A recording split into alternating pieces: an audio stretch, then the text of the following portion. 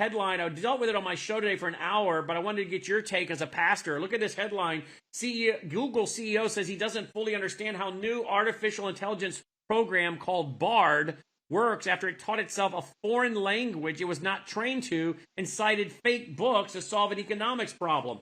Well, this led me to do a little research on, the idea of, could there be a connection between the demonology and technology, Dr. Woods? Demonology, the word, demons and the activities of demons, demonology and technology. Elon Musk, CBS, 2014, says artificial intelligence is like summoning the demon.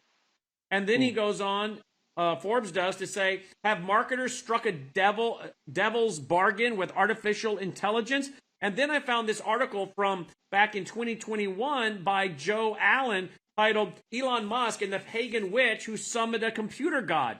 Goes into what was then Elon Musk's girlfriend, Grimes, and all of the things she was doing in regards to even having a song you can find on YouTube called We Appreciate Power. And it was basically, he described, Joe Allen did, as a hymn to a super conscious computer god. The words include biology is superficial, intelligence is artificial, submit, submit, submit. And then they went on to talk about how this guy, Elon Musk, wants to sell Neuralink brain implants for our brain. He advocates for scrawny robot slaves, advocates for a universal basic income while praising China as a global leader in digitalization. He even said something about China being really cool, that China rocks. It was in an interview, China rocks. But then his girlfriend, that I guess he had a child with, says she gobbles a handful of supplements every day to amp up her mitochondria. From that point, she told the 2.1 million Instagram fans, I spend 2 to 4 hours in my deprivation tank. This allows me to astroglide, like astro travel, folks. Your spirit leaving your body. And then it goes on to say that she has the concept album that has a goddess of climate change, a psychedelic space-dwelling demon/beauty queen who relishes the end of the world. What? And then it says that she told Face that their digital life and their offline life, she added, the avatars that she creates allow us to play the strength of digital existence rather than being a human trying to navigate a world that isn't made for us. We also want to develop a new species that would be ready for the next evolution in media, something that can transport our identities to worlds that simply can't exist in reality.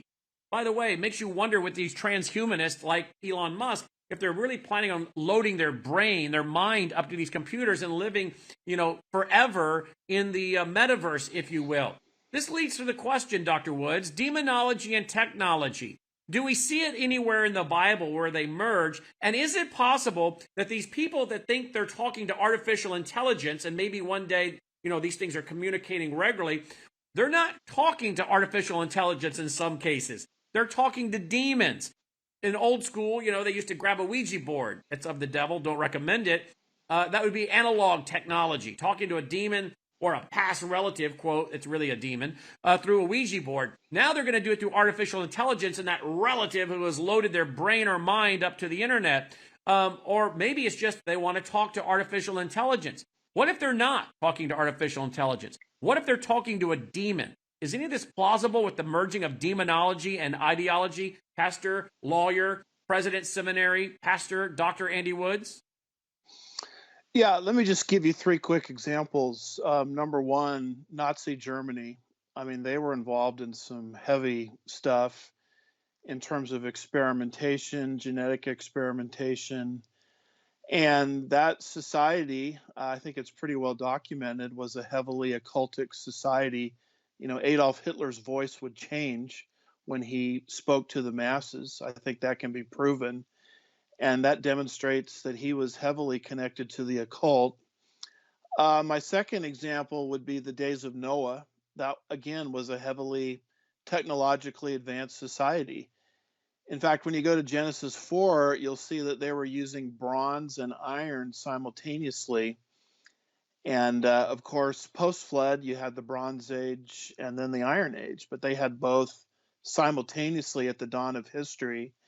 And not long after that society was wiped out by the flood, you have the Tower of Babel incident, where God said, "Look, if I don't stop this, nothing will be impossible for them." And so the pre-flood world and the Tower of Babel world was heavily influenced by the occult. In fact, we have remnants, I believe, of an advanced civilization all around us that was destroyed in the flood.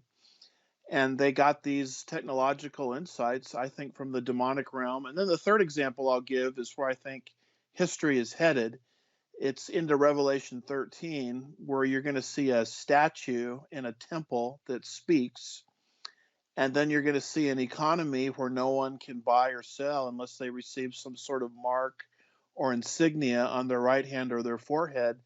And obviously, these things can't happen without great technological advances. And what do you see also there in that same chapter, Revelation 13? You see Satan everywhere. Satan is the dragon, Revelation 13, verse 4, roughly, who empowers the beast. And the world is worshiping Satan on the account of the authority he gives to the beast. So whether it's Nazi Germany, whether it's the pre-flood world, whether it's the Tower of Babel world, or whether it's the coming world of Revelation 13, I am of the persuasion that advancements in technology, like the kinds we're seeing today, that have the potential of enslaving the entire human race. I don't think Elon Musk came up with those things through his own mind. I think there are sources higher than him that gave him those insights. Yeah, I am very concerned about that as well. I noticed over there in Genesis chapter 11, where it talks about the Tower of Babel, it says that they said, "Come, let us build for ourselves a city and a tower whose top will reach into the heavens, and let us make for ourselves a name of. Otherwise, we will be scattered abroad over the face of the whole earth." God had said, "Scatter out and procreate." They consolidated. We're building a world government. Verse 5 of Genesis 11. The Lord came down to see the city and the tower which the sons of men had built. The Lord said, "Behold, they are one people, and they all have the same language, and this is what they began to do. And now nothing which they propose to do will be impossible for them. Come, let us go down there and confuse their language, so they will not understand one another's speech." So the Lord scattered them abroad from over the face of the whole earth, and they stopped building the city. I went and looked up some of the original language in this text.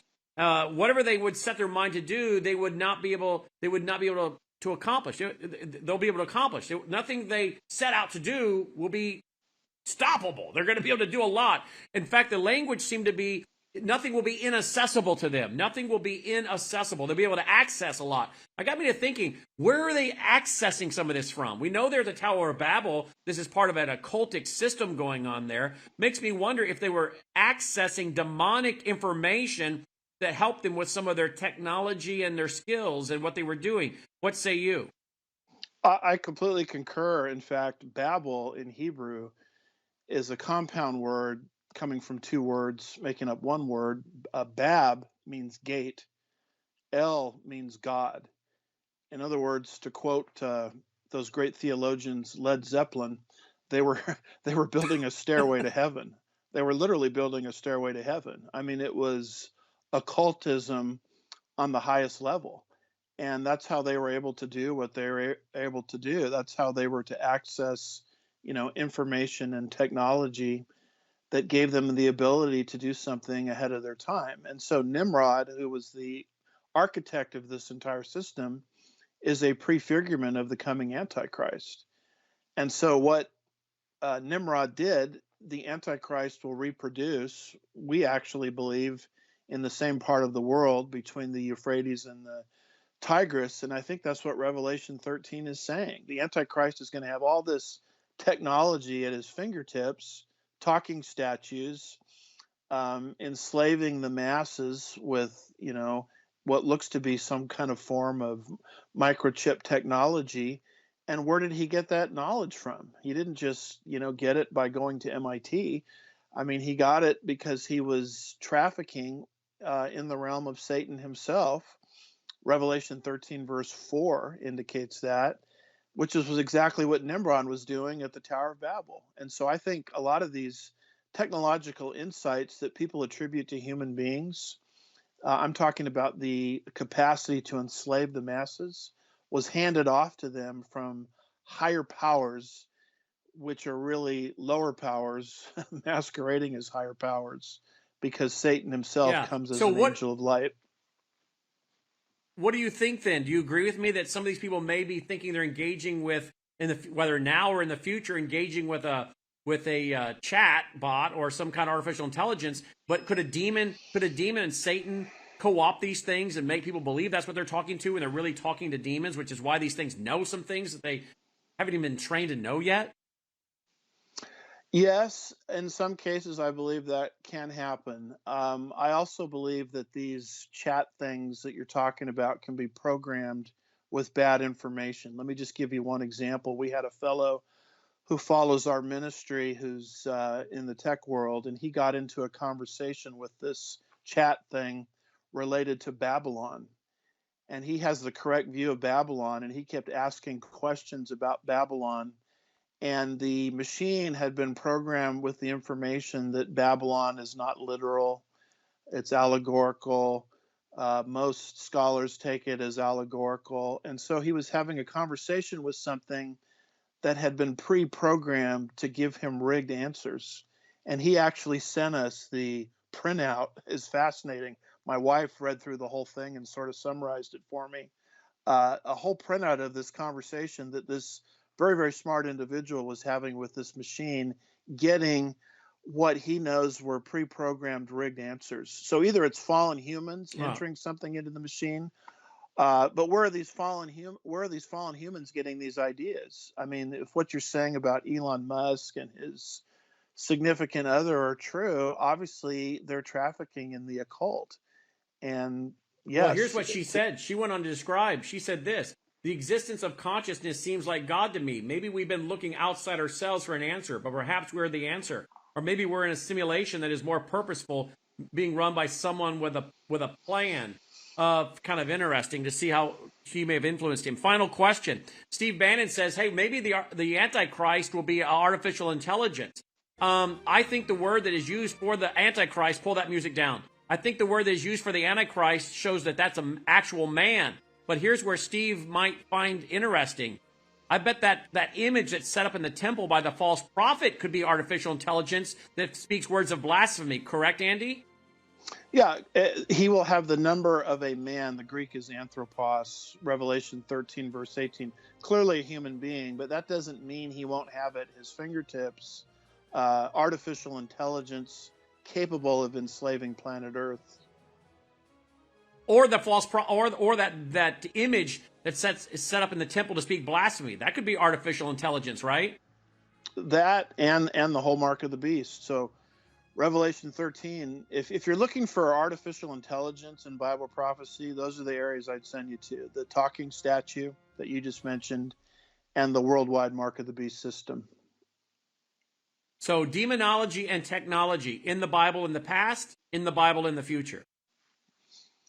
And in the Bible in the present, when you factor in Elon Musk. Of course, that's not in the Bible, but Wow. what did Solomon say? Solomon said there's nothing new under the sun. What has been will be again. And so what Satan gave humans the ability to do pre-flood, post-flood, he's obviously giving and will continue to give human beings the ability to do. And it's just a matter of when God is going to, remove the restrainer and allow it to run full course. Absolutely.